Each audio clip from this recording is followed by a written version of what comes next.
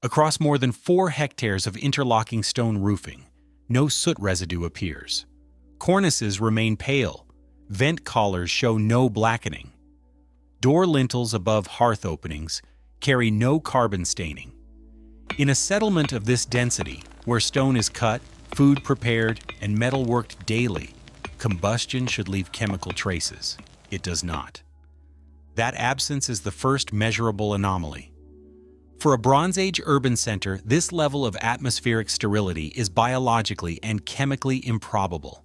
It implies a system that has deliberately restricted fire, sacrificing its most basic utility to accommodate a more pressing structural requirement. The land imposes that requirement. The city occupies a shallow coastal basin, open to the sea on its southern edge and enclosed elsewhere by low hills that divert prevailing winds without blocking them. Moist air enters the basin each morning, condenses briefly against cooler stone surfaces, and withdraws by afternoon. This cycle repeats with minimal seasonal variation. The climate is not a backdrop. It is a continuous mechanical load. Stone here expands and contracts daily. Standard masonry would fracture under this rhythm. Beneath the city, a limestone cap overlays fractured volcanic beds, threaded with ancient water paths now sealed by mineralization. In exposed cuts, the stone rings hollow when struck. Subsurface voids persist beneath load-bearing surfaces. These voids are not random cavities. They are integrated into the city's function. Rain does not pool. Before a single wall was raised, engineers reshaped the basin. They carved shallow surface channels that draw rainwater downward into vertical shafts. These shafts do not carry water toward the sea. They terminate deeper, feeding a controlled underground network where water is immediately pressurized, redirected, and redistributed.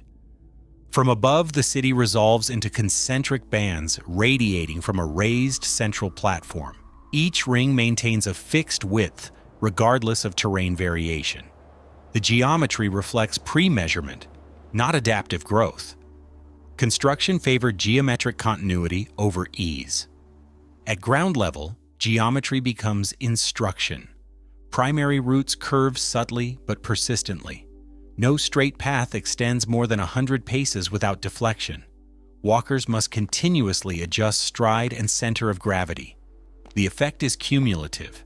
Movement slows without gates, guards, or signage.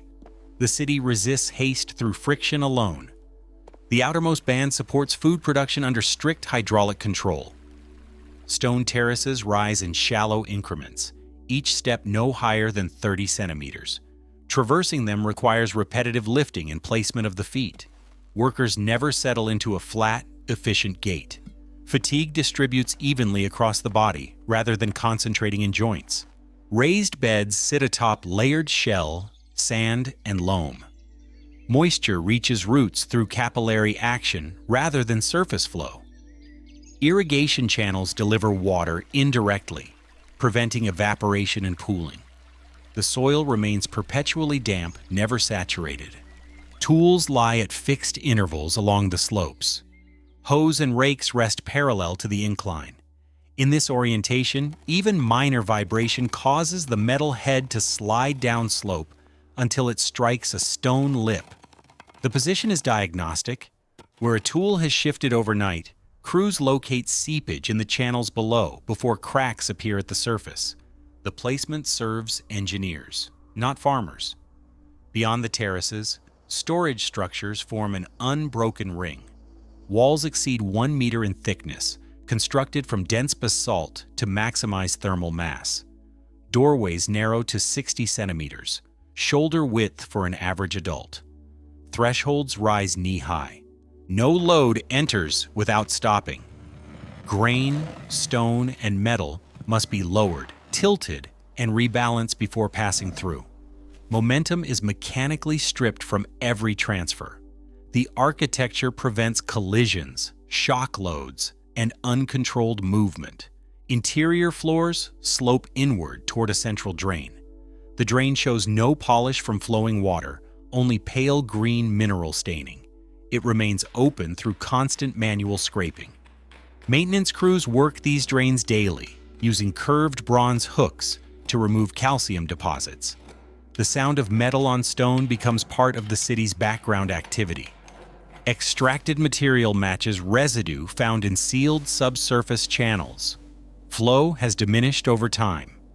The city's relationship with the sea is deliberately indirect. Quays sit offset from the urban rings, linked by curved canals rather than straight approaches. Vessels never berth against residential or civic stone. Cargo transfers occur in stages. Goods unload onto stone platforms, pause to equalize temperature and moisture, then move inland by hand. Salt air dissipates before reaching inner bands. Maritime momentum is removed before materials enter the city's core. The residential band sits inside storage, shielded from coastal wind. Housing units repeat a shared footprint, but rotate off true north by a consistent 7-degree offset. The misalignment prevents straight sight lines through lanes. Walkers drift laterally, correcting posture every few steps to avoid contact with walls. Door frames record this behavior. The left interior edge of each opening is smoothed and darkened by repeated contact. Residents brace with one hand as they duck beneath low lintels. The posture is enforced by ceiling height. Hinges pivot silently in stone sockets. Metal noise is eliminated. Hearths occupy interior walls, shallow and narrow. Fuel slots accept only standardized lengths of wood. Heat output is throttled by architecture. Fires never reach oxygen-rich intensity. Ash accumulation remains minimal. Lanes constrict without warning. Every 50 paces, stone flooring rises slightly to cover intake vents for subsurface heat channels. Walkers stutter step instinctively to avoid striking toes. Stride breaks repeatedly. Awareness is enforced through discomfort. At every junction, small stone platforms rise exactly 20 centimeters. Their surfaces show heavy polish from stationary use. People step onto them, pause, then step down. The pause coincides with subsurface heat transfer zones. Body weight stabilizes vent covers below, dampening vibration from pressurized steam. Movement through the city distributes load. The civic and workshop band follows. Stone darkens here, richer in magnesium and iron. Walls thicken to accommodate internal flues. Workspaces cluster around open courts that draw air upward through stone lattices. Light fractures into sharp bands. Drafts never cross directly. Furnaces occupy peripheral alcoves. Fuel arrives in sealed ceramic containers measured by volume, never weight. Combustion occurs in short, intense cycles. Heat transfers immediately into stone walls before gases escape. Vent shafts angle downward for 3 meters before rising. The configuration traps heavy particulates. Crews scrape these traps every 24 hours, removing fine mineral dust. This dust contains no soot. It is the only combustion waste the city produces. Material movement follows fixed routes. Raw stone enters from the north, pauses on inspection platforms to equalize temperature, moves to cutting bays, then exits south. Waist-high barriers bonded into floors block shortcuts. Removing them would take hours. They remain intact. Materials of different temperatures never cross. Authority manifests as fatigue. All primary routes incline subtly toward the central platform. The slope is shallow enough to escape immediate notice. Over a full day, strain accumulates in calves and lower backs. Effort becomes unavoidable. The central platform dominates not through height but through stillness. Its stepped foundation supports a wide, exposed surface ringed by shallow basins. Heavy limescale coats their interiors. They once held water maintained at controlled boiling temperature.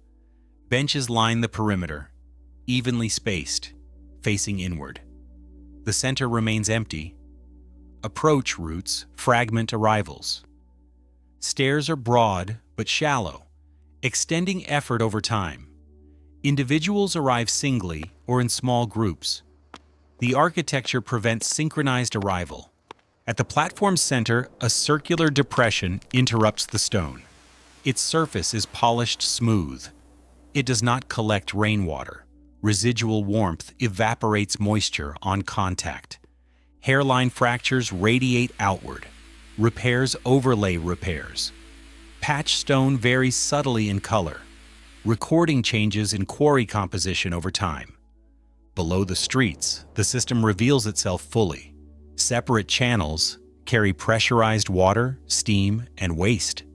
Intersections remain rare. Maintenance hatches appear where surface traffic slows naturally. In the tunnels, sound becomes diagnostic.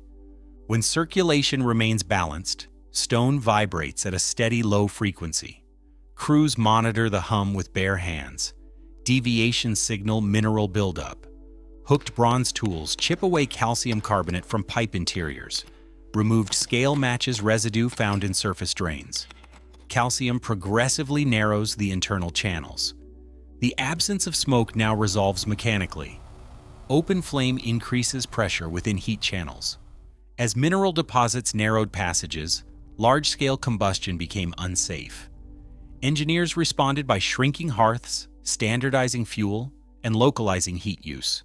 Fire was eliminated incrementally.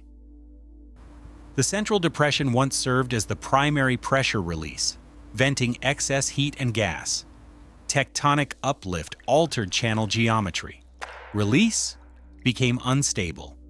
Engineers sealed the vent in stages, replacing function with stone.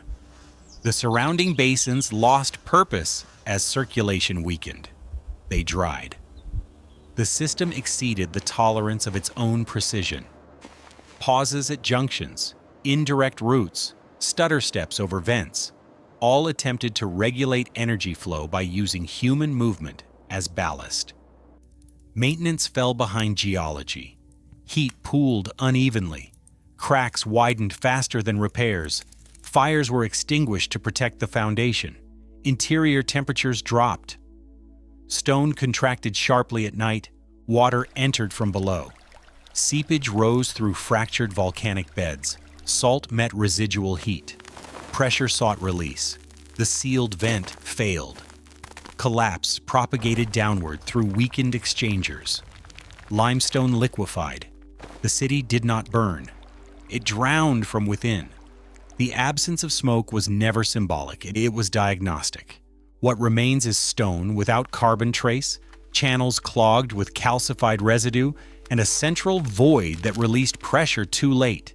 The system did not fall suddenly. It exceeded the limits of precision imposed on unstable ground.